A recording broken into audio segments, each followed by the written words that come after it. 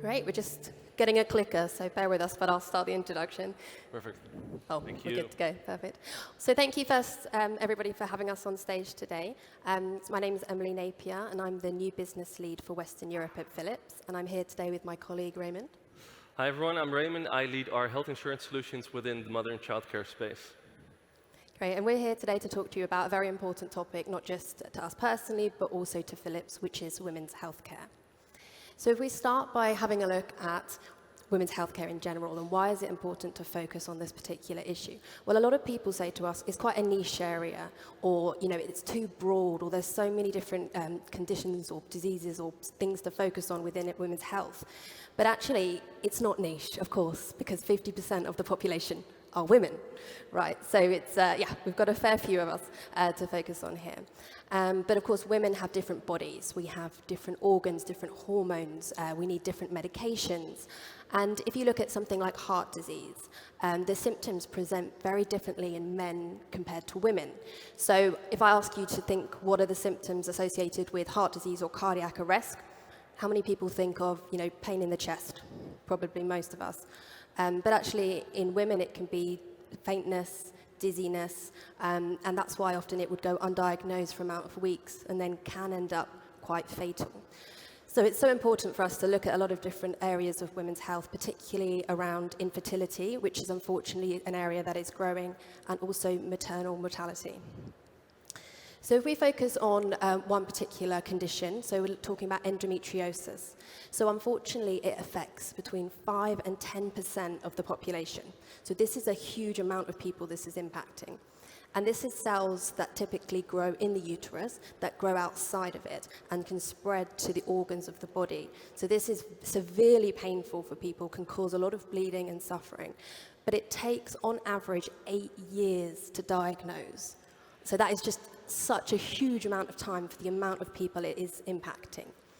And so, if you look at this image, of course, it's quite shocking, and this shows the scars for different treatment surgeries. So even after 8 years of diagnosis, you can still see that treatment is needed often, because unfortunately there isn't a permanent treatment, and at this stage there's also not a cure, even with a hysterectomy.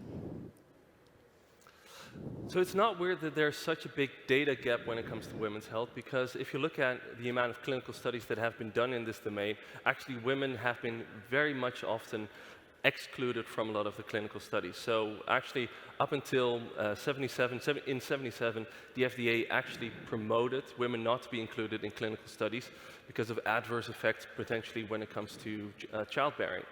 Now, in 1994, it became mandatory for women to be included into clinical studies. However, if you look at a couple of the biggest topics, so for instance, cancer, cardiovascular issues, although those issues almost equally occur with women, actually in reality, only about 40% of women are included in those studies. So it's still very much unequal.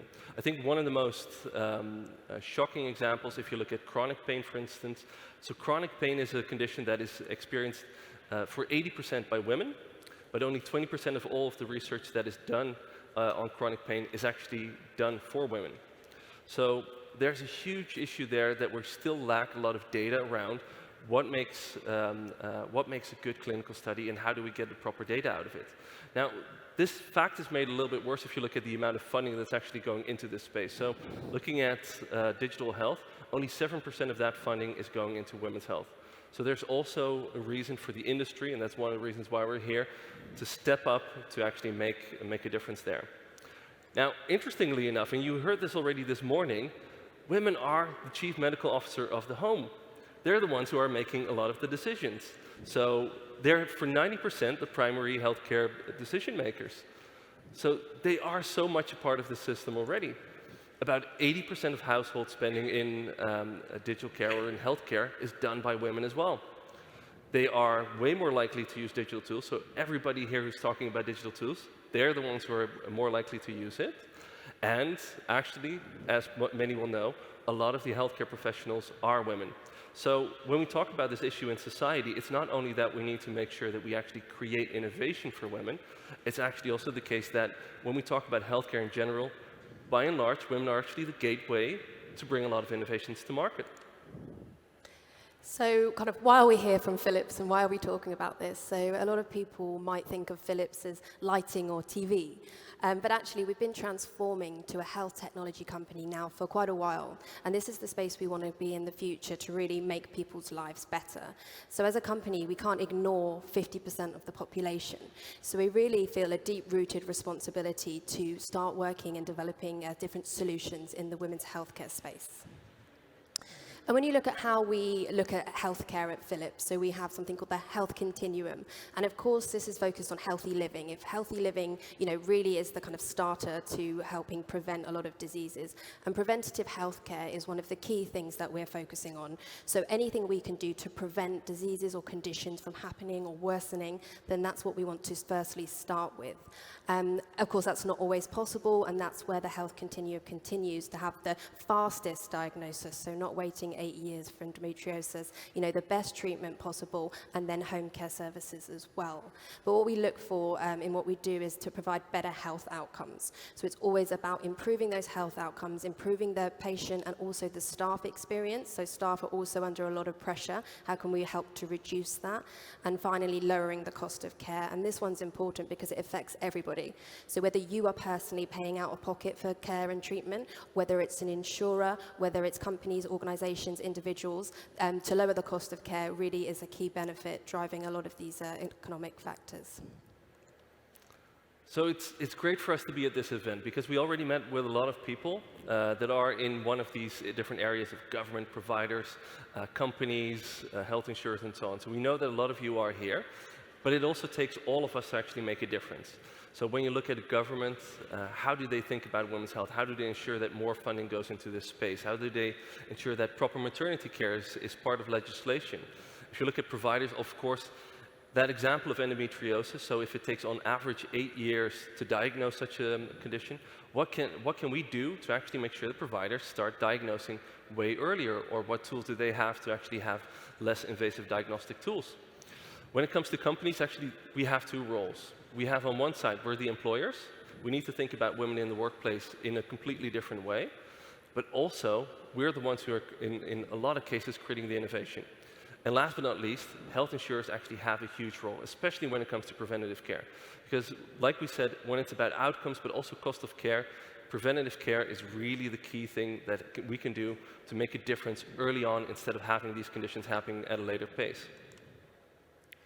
And of course, building a family is such a key moment in life, and hopefully a lot of you will have experienced that self personally or through families and friends. So you'll know that, of course, it's an exciting time, but it's also a time of high anxiety. A lot of decisions need to be made. Do you need to change home, get a new house, change your existing house? Maybe you need a new car.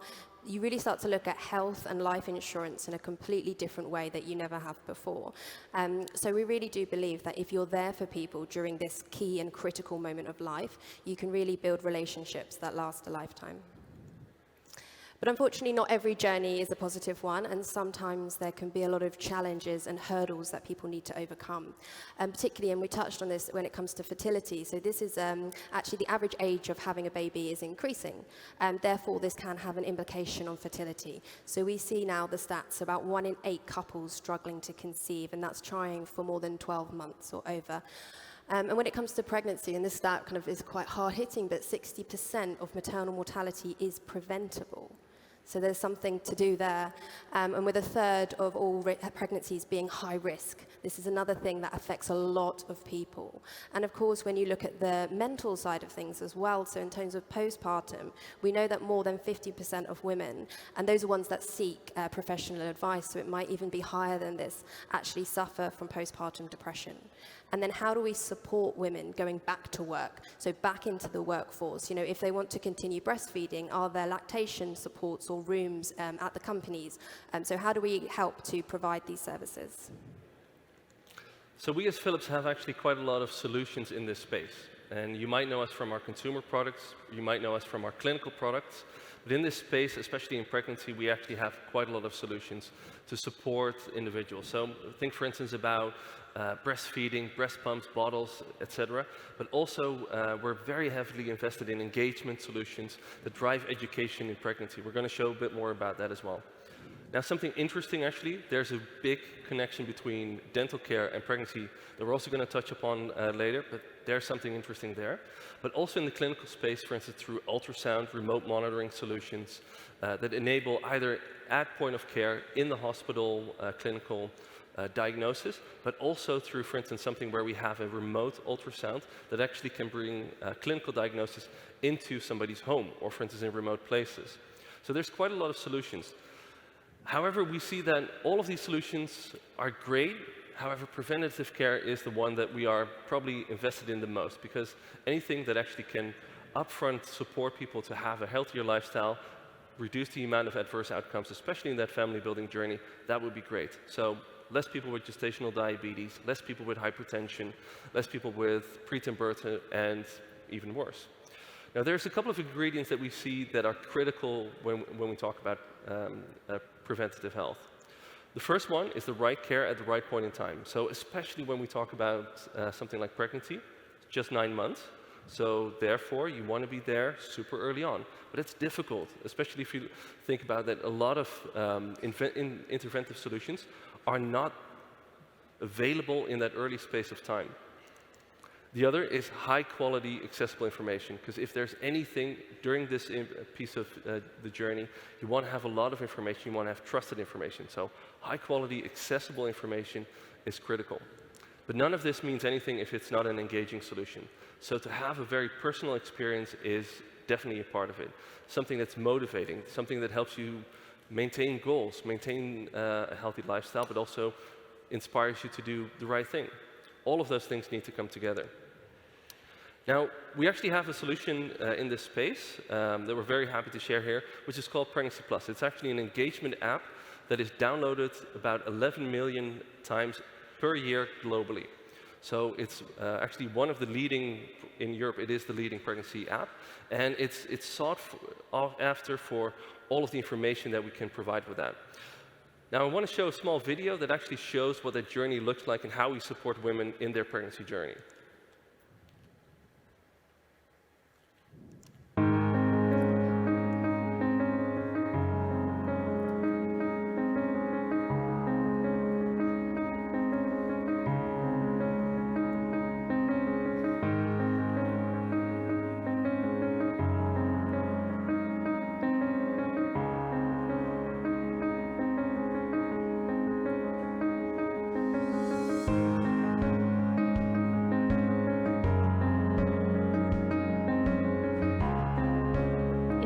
Series, we'll be looking at common pregnancy symptoms, the changes that you can expect during the first few weeks of your pregnancy, the do's and don'ts during your pregnancy, sex, sleep and exercise.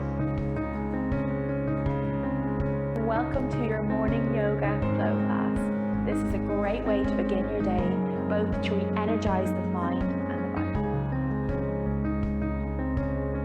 body. Together with Pregnancy Plus, we will look at key psychological factors that can arise during the perinatal period, focusing on how your past can shape who you are now.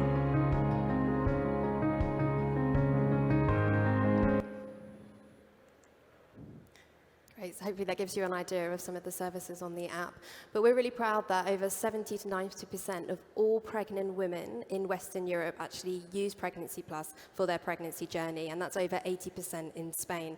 So if we look into the figures of Spain, so out of 336,000 live births per year, 285,000 of those download and use Pregnancy Plus app. And we know that nearly 80% of women download this in their first trimester. So when we talk about preventative care and being able to make an impact, you really want to start as early on as possible with education so that you can make a difference to the care journey and prevent any complications later on if possible. And you can see we have a wide range of users on the app, so we have a good split from all age ranges from 16 to 36 plus. And of course, we wanted to have a look and do some research into the impact of our app and what Pregnancy Plus has on individuals. So we can see that actually 75% of women, when using Pregnancy Plus, know when and when not to consult a physician. With 52%, they said they indicated they consulted their doctor less because of it. Of course, we always want to advocate for individuals to speak to their healthcare professionals at all times. But this just means that if there's information on what can I or can't I eat, or frequently asked questions that they could get from articles and advice, that they're able to access that information, which then helps to obviously free up healthcare professionals to look at other people and other cases as well. And when we look at the understanding what's healthy and unhealthy during pregnancy, and the video touched a little bit on the do's and don'ts of food, for example, and 83% it then enabled them to have a healthier lifestyle because of this. And finally, we want people to feel educated about their pregnancy. It can be a very challenging time for any woman or parent to go through. So we want to build that confidence, and we believe doing that through educational content is the key to help them obviously then understand themselves, their body, and what they're going through during pregnancy. So we're using this app also to work with organizations to bring health education at scale, because we really believe that we want to focus on the individual, but do this at scale. So if you look, for instance, at one of our collaborations, we work with the US government to target low-income women, to give them additional access to information, access to care, give them additional information around programs that they might be eligible for. And in a span of about 6 months, content that we created together with, in this case, the Department of Health and Human Services, was seen over 300,000 times. More than 7,000 times people clicked on resources, found help, and that's just in six months' time. So there's a lot of impact that we can have with these types of solutions, but also at scale, and I think that's really important. Now, to move into a slightly different area, because we said we would go back into why dental care also is very important during pregnancy. So women during pregnancy are way more likely to develop a condition called gingivitis. So up to 75% of women actually experience gingivitis, and that could lead to periodontitis, and as a result, that could have a huge impact on birth outcomes. Bacteria go into the bloodstream, and it could potentially lead to preterm births as well. So there's a strong link between these two topics. And of course, as a lot of people might know, dental care also has a lot of impact on, for instance, diabetes, chronic conditions like cardiovascular issues also. Now, we actually did a study using Pregnancy Plus, because we have so many people on the app, to figure out what are dental habits for that population specifically. And this might come as a surprise, but this is not unique to women during pregnancy. This is actually very common with all of the population. Like, all of us should know, you need to brush your teeth twice a day, 2 minutes at a time at least. However, when we did the study, we saw that only 45% brushed their teeth once a day, so not more than that. They actually, only 32% of individuals brushed their teeth for the recommended 2 minutes, and 39% weren't aware that their dental habits could have an impact on their maternal outcomes.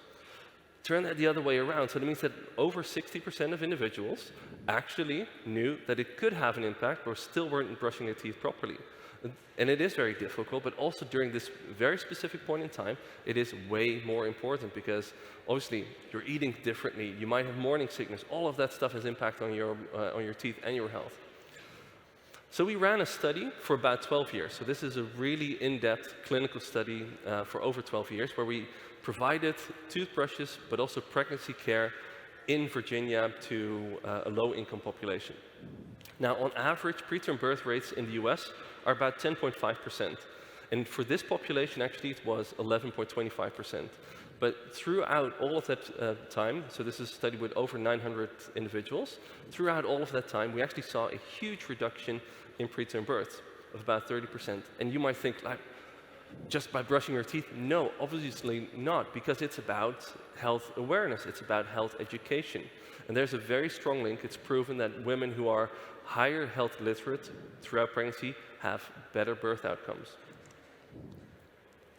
So really, the time for change is now. I think hopefully a lot of us realize that there is a big movement at the moment in women's health. People are finally talking about it, which is really great to see. And even from a personal level, if you look on social media now, just from everyday people or friends to celebrities and influencers, people are being very real and very authentic with their struggles with fertility, with their challenges during pregnancy, and even postpartum with complications or depression. So I think it's kind of getting rid of that stigma and getting rid of the taboos associated previously with a lot of these topics, and people feeling like they can talk about it and should talk about this. So we really kind of kind of reach out to everybody here to say, if you are interested in helping us really make a difference in women's healthcare, yeah, we're looking for people to obviously partner with across various programs.